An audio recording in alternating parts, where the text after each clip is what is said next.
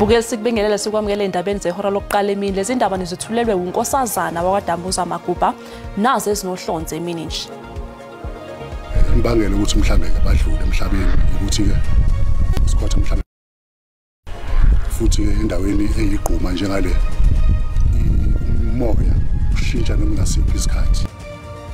Kushona abacima imililo abayisithupha akade bezama ukulawula umlilo wequbula obuvutha ubuhanguhangu ubhebhezela umoya onamandla eBoston maphakathi nesifundazwe saKwaZulu-Natal. Let me take this opportunity to convey our condolences to the family that is reported to have lost a member. Ngqongqoshe wezokubusa ngokubambisana nezindaba zomdabu uvele Nkosini Hlabisa namhlanje uvakashele indawo ekhahlanyezwe yikhukhula eKapa esifundazweni iWestern Cape.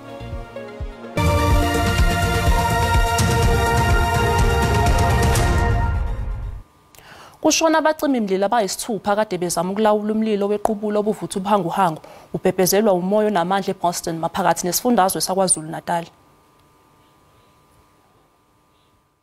Abacima imililo abathathu bebesebenza ngokuzinikela abaphangalala endaweni yesigameko kwathi abanye abathathu bashonela esibhedlela. Lokhu bezama ukubhula umlilo wequbula maphakathi nesifundazwe. Abacima imililo sebethwale kanzima kuleli sonto becima umlilo wasendle ezingxenyeni zesifundazwe. Kukholakala ukuthi labacima imililo besifazane bahlulekile ukulawula amalangabi ngesikhathi kuguquka umoya. Kubikwa ukuthi abacima imililo bebeyishumi-5 endaweni yesigameko. Imbangela ukuthi mhlambe ke badlule emhlabeni ukuthi ke isikhotha mhlambe besisikhulu futhi ke endaweni eyigquma njengale umoya ushintsha noma ngasiphi isikhathi ushintsha ngomzuzwana ushintsha umoya bese lonto uphazamise ukulwa nomlilo. Imeya yomasipala umngeni uChris Papaso uthi abezimo esiphuthumayo bazoqhubeka nokuqapha isimo. Sicabanga ukuthi bekunabantu abazingela lana la ngale kumhlaba ekseni ngenxa yokuthi babeshisa umlilo ukhiphe izilwane lo umlilo washesha wabaleka lokhu kujwayelekile abantu mabezingela ngaphandle komthetho. Izangoma zezulu zakwa South African Weather Service sezikhiphe isexwayiso sokuthi aphezulu amathuba okuqubuka komlilo ezindaweni ezahlukene kwaZulu-Natal okubalwa kuzo uMnambithi neNyukhasela. Kwesinye komlilo kuphangalelo wesifazane obezithwe thungeleka umlilo emjondolo yaseSpringfield eThekwini kwathi abangamakhulu amathathu babesebesuswa endaweni yesigameko. Ungqongqoshe wezokubusa ngokubambisana nezindaba zomdabu uvele Nkosini Hlabisa namhlanje uvakashele indawo ekhahlanyezwe yikhukhula eKapa esifundazweni iWestern Cape. Njengoba nje evakashele indawo ekhahlanyezwe yikhukhula eKapa ungqongqoshe wezokubusa nokubambisana nezindaba zomdabu uvele Nkosini Hlabisa uqale wadlulisa amazwi enduduzo emndenini olahlekelwe yilungu lawo ngenxa yekhukhula. Firstly, let me take this opportunity to convey our condolences to the family that is reported to have lost a member out of this disaster, and also convey our condolences to the families in KwaZulu-Natal who have lost their beloved ones out of the fire that is ravaging the province. Uhlabisa uqhubeke wagcizelela ukuthi siphile esikhathini sokuguquguquka kwesimo kunezinto abangeke bekwazi ukuyilawula nabo njengeziphathimandla.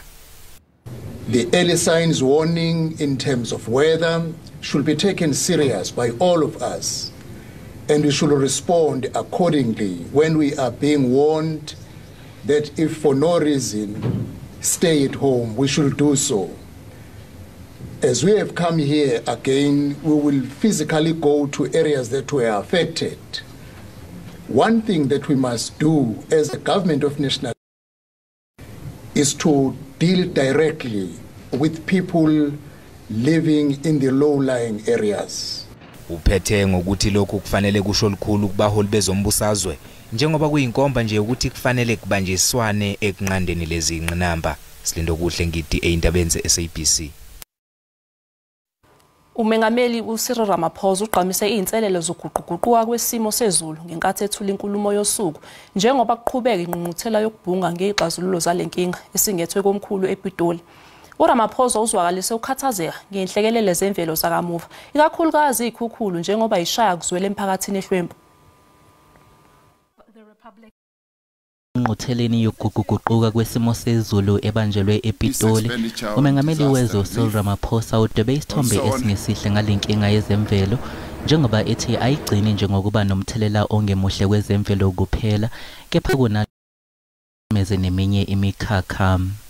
Climate change is as much an economic issue as it is a scientific, a social justice, a human rights and it has a direct and material impact on the activity across our economy. Njengoba umthelela wokuguquguquka kwesimo sezulu usubonakala ikakhulukazi ngezinhlekelele ezifana nezikhukhula, uRamaphosa uthi kuyakhathaza kakhulu lokho njengoba izinhlekelele zemvelo zishaya kuzwele kulabo They also cause enormous damage to homes, the devastation of homes and particularly in vulnerable communities where their homes are made out of tin, cardboard, or very, very flimsy material. Uthi ke kuzodingeka ukuthi uhulumeni enyuse izinga lokuboleka imali futhi aqhamuke namanye amasu okubhekana nalenkinga. To manage the higher expenditure and lower revenues, government may then need to increase borrowing and find ways of finding more money, and this in many ways leads to higher debt levels and interest payments. Le ngqungquthela kulindeleke ukuthi iphothulwe ngoLwesithathu. Umengameli wezwe uCyril Ramaphosa uthi uhulumeni wehlandla lesikhombisa ukulungela ukusebenzisa inqumo ethathwe emhlanganweni weCabinet obusingathwe ngempela sonto. uRamaphosa uphinde wanxusa abantu baseNingizimu Afrika kanye nabakwamanye amazwe umhlaba ukuba bahloniphe lukaMandela ozogujwa ngoLwesine. On the 18th of July, that's when we open Parliament. We're opening Parliament on a special day, on Nelson Mandela Day. It is a day on which all of us should commit ourselves to doing good works, good deeds, to advance Madiba's memory, to give honor to in terms of the work that he did for our country, and for ourselves to recommit ourselves as members of Parliament and as South Africans to take our country forward. Ungqongqoshe osanda kuqokwa wamaphoyisa uSenzo Mchunu uthi ubugebengu kuleli ubuphezulu kakhulu ngalokho kufanele basebenze kanzima ukubugwema. Umchunu kusho lokhu ngesikhathi ekhuluma nabezindaba eTshwane namhlanje. Ungqongqoshe wamaphoyisa uSenzo Mchunu uthi kudingeka ukuthi kusebenzwe ngokuzikhandla ukulwa nobugebengu njengoba budlondlobala. Our view and understand tough measures may need to be taken to reduce crime where necessary. The leading crimes in the country currently are conduct crimes such as murders, rape, as well as hijackings and kidnappings for ransom payments, and the killing of women and children also continue to be and serious concern at that, and warrants intensive action from law enforcement. Uthi bazokwenza ngakho konke okusemandleni ukuqeda ngezibhamu ezingekho emthethweni kuleli. Our mission is clear. Our country must be safe for all citizens. People all over South Africa must be able to move around anytime without fear of marauding criminals. Uxake kakhulu ke ukubulawa kwamaphoyisa uma esemsebenzini nalawo angekho emsebenzini. Uthi uma uhlasela amaphoyisa azi kahle kamhlophe ukuthi ususa impi. Angaphezulu kwezinkulungwane ezingama-20 amaphoyisa aseqeqeshiwe eminyakeni engama-20. Bukele sisathe qhu ezitolo kanti uma sibuya sizophathela udaba oluthi it is unlikely to be possible for like me to hear that there is a problem this side. Usashaqekile umphakathi wendawo engaphandle kwaseTzaneen ngemva kokushona kwezingane ezine ngesikhathi kuqubuka umlilo endlini.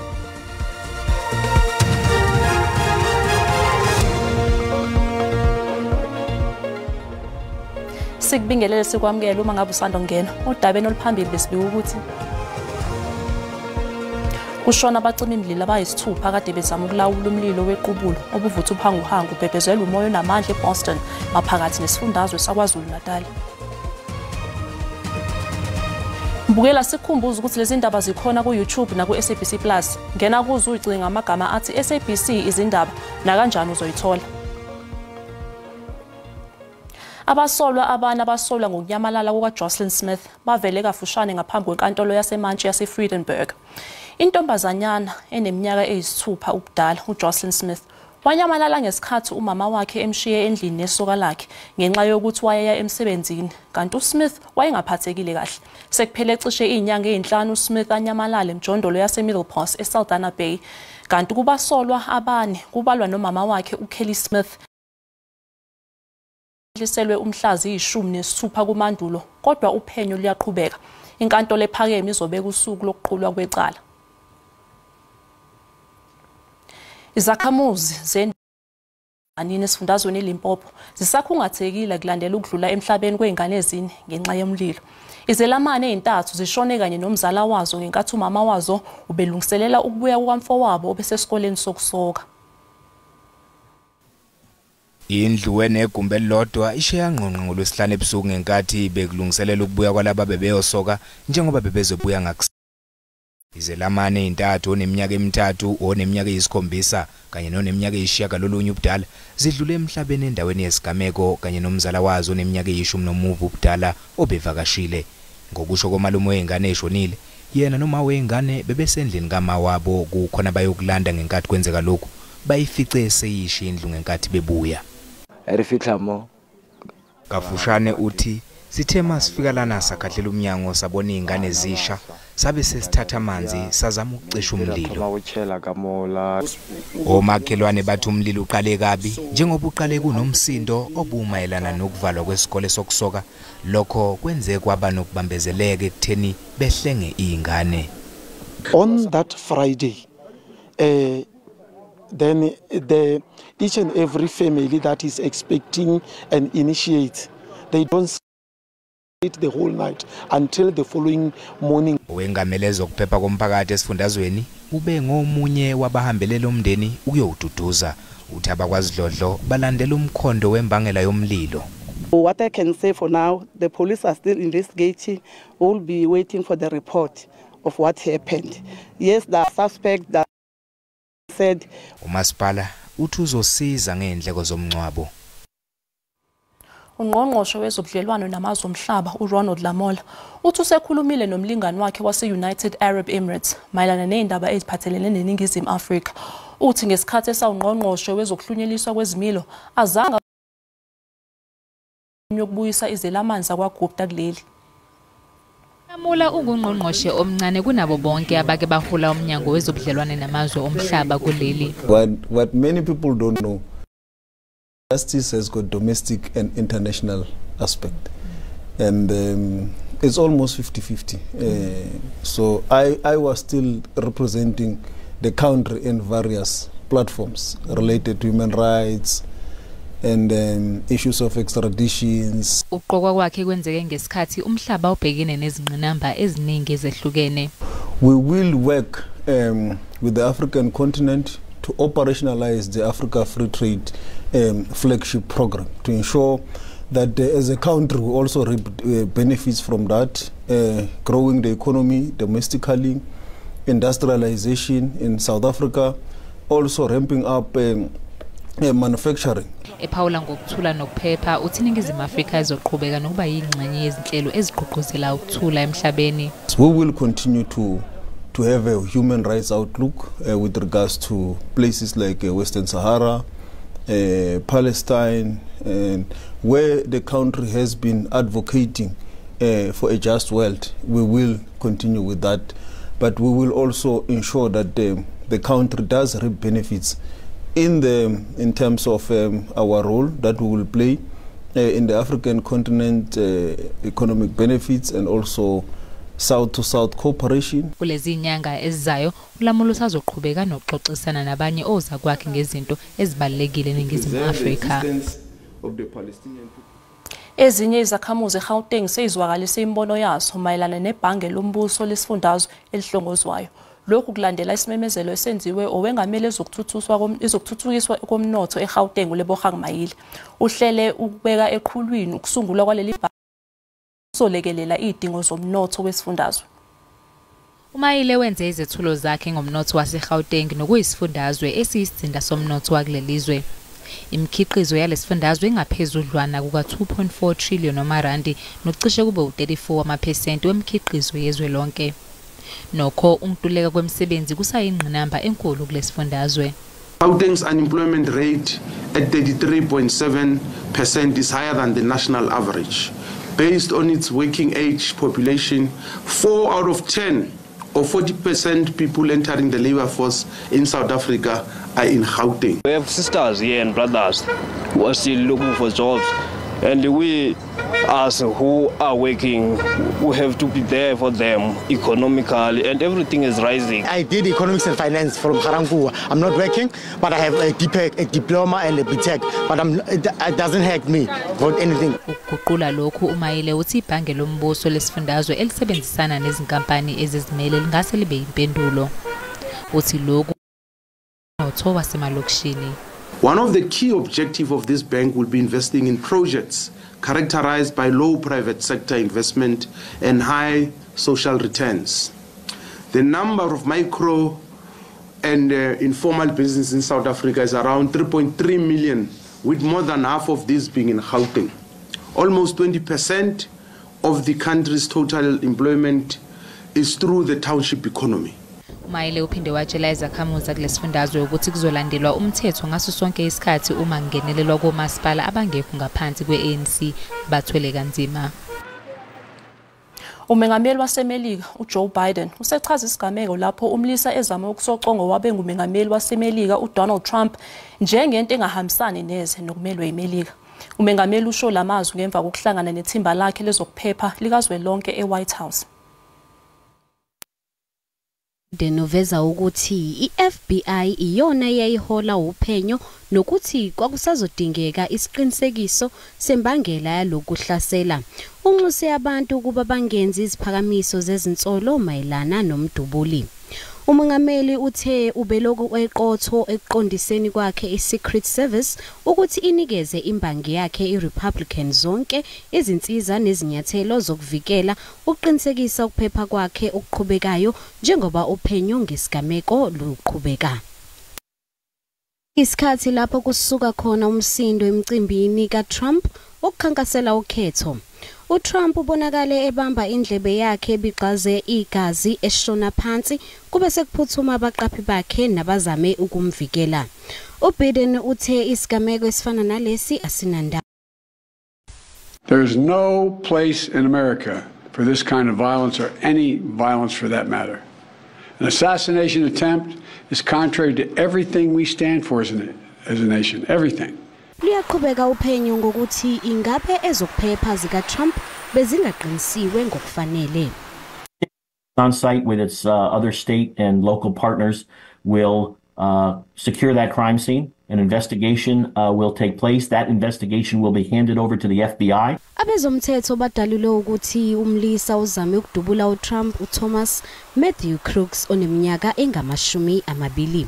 uTrump ufunge ngokuthi usazoqhubeka nokuba yingxenye yengqungquthela yeqembu lama-Republican ngesonto nokuyilapho kulindele ukuthi leli qembu liphakamise igama lakhe njengozolimela okhethweni. Imgubho yakulonyaka yeMandela Day eEastern Cape iqale eNyuvesi yaseFort Hare eDikeni njengoba kuqala umjaho oyibanga lamakhilomitha ngamakhulu odonsa izinsuku ezine iIcon Journey Marathon. Lo mjaho kuhloswe ngawo uqoqa imali ezosiza imndeni entulayo. Lo myadala ubanjwa kwesine sukela wakho. Abaqhuqhuzeleli bathe ukhulile kwaye utsale umdla kuluntu. Injongo zawo kukuncedisa abo bangathathi ntweni. Lembaleko izakubakwazi ucontribute inikezele iphinde futhi ixhamlisa abantu abahluphekayo abantwana abajonge uzongena kwezi universities zalapha eMpuma Koloni besuka emakhayeni ahlelelekileyo. Ukanti kukwakho nesimemelelo sokuba uncediswa ngokwezimali. Simema wonke umuntu urhulumente ne-corporate companies into bazisixhase kweliphulo silenzayo. Kusenjalo abo bathatha inxaxheba bajonge kwigqiba le marathon. Yeah, it is windy, but we are on it. We're ready or not, we have to do it. It's raining or not rain. It's about mental strength and physical strength, yes. You can join, especially for this Icons journey. We're not doing it also for ourselves, but also for those young kids, because we'll be donating after that. So, you for sure. Iza kuqhukunjelwa eMthatha ngomhla we-21 kule nyanga sikuyo. Abongile Yankees kwiindaba ze-SABC kwaMaqoma.